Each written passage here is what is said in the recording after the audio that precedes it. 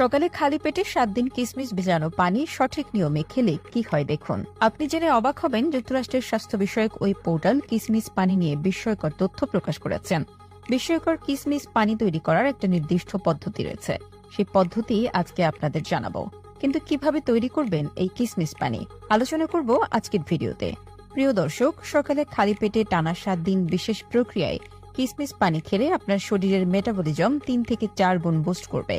গবেষণা বলছে, কিসমিস পানি আমাদের শরীরে যাওয়ার 5 মিনিটের মধ্যে সরাসরি হজম শক্তি কয়েক গুণ বাড়িয়ে দেয় এবং এ পানির নিউট্রিশন পুরো শরীরে ছড়িয়ে পড়ে, যা সরাসরি লিভার এবং কিডনিকে সব সময় চাঙ্গা রাখে। কিসমিস পানি কখনোই আপনার কিডনিতে ময়লা আবর্জনা কিংবা পাথর জমতে দেবে না।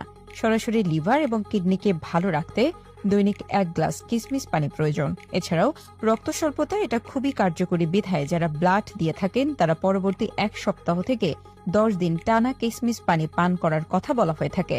যেহেতু কিসমিস পানি সরাসরি আমাদের মেটাবলিজমকে বুস্ট করে, তাই বদহজম বা ফুড পয়জনিং এবং খাদ্যের বিষক্রিয়া দূর করতে দৈনিক 1 গ্লাস কিসমিস পানি প্রয়োজন। এবার আসুন এই কাঙ্ক্ষিত কিসমিস পানিটা কিভাবে তৈরি করবেন।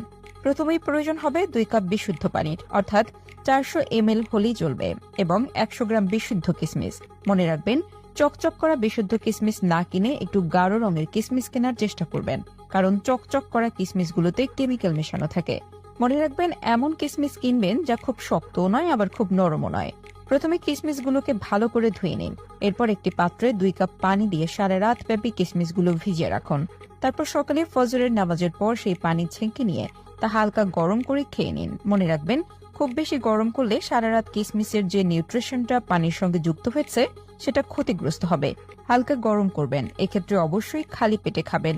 কোনোভাবে অন্য কোনো কিছু না খেয়ে ওই কিসমিস ভেজানো পানি খাবেন এবং এই পানি পান করার পরে 30 থেকে 35 মিনিট অন্য কোনো কিছু খাবেন না।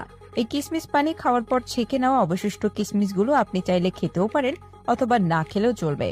এমন নয় যে কিসমিসগুলো খেতেই হবে।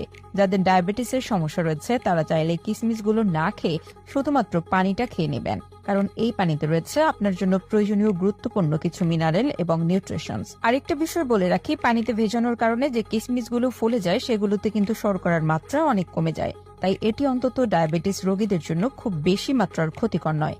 এই প্রতিবেদন তৈরিতে তথ্য উপাত্তের সাহায্য নেওয়া হয়েছে আলোর পথ নামক ফেসবুক পেজ থেকে।